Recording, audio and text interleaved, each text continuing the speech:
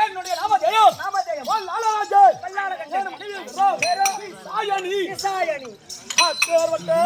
நாங்கள் வாங்கியிருந்தாலும் என்னுடைய நாடு விளக்க எனக்கு தெரியாது. உத்தரகண்டா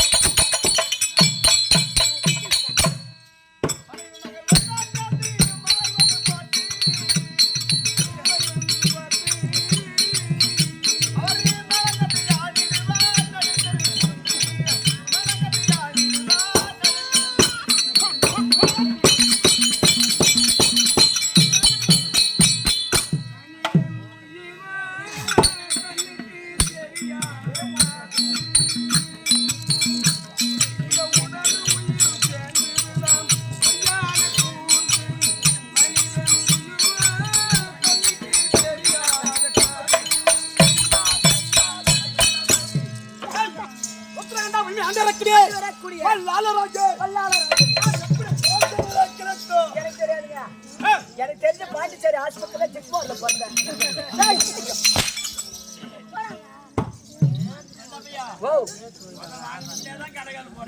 என் மாமா அந்த ஆஸ்பத்திரியில செத்துட கூடாது. நான் பிறந்தவரை குலக்கரியால் எனக்கு தெரியாதுங்க.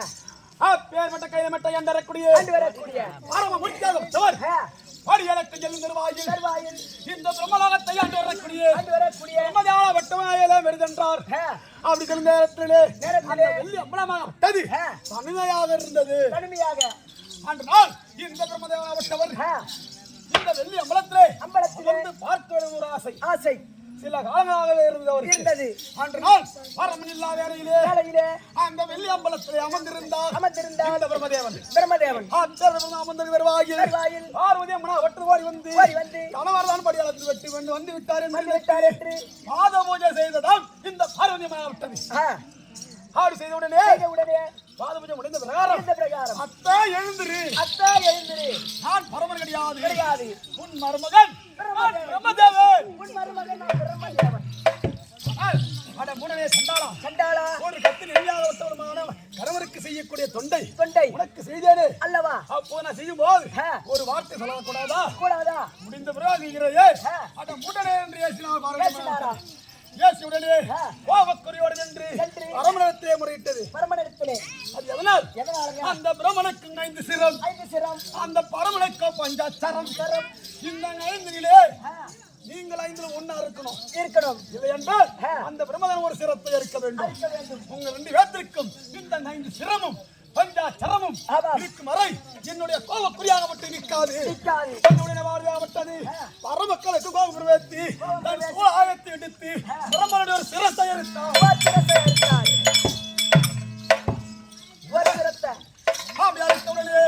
அந்த விரமாகப்பட்டது இந்த பூலாகத்திலே 5 முனிவராகப்பட்டவர் செய்து கொண்டிருந்தார். அந்த ஓம குண்டத்தை விழுந்தது சிரசை.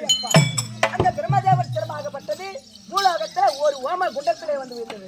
அப்படி விழுந்தவுடனே அந்த யாகத்தின் பலனாகப்பட்டது விழுந்துக என்று நினைத்து இந்த 5 முனிவர்களோ அந்த சிரத்தை பிடித்து 5 பாகங்களாக பிரித்தெடுத்தார்.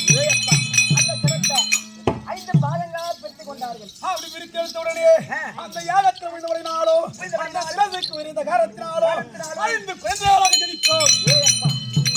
5 குழந்தையாக யார் பிறந்தது? இந்த வல்லாள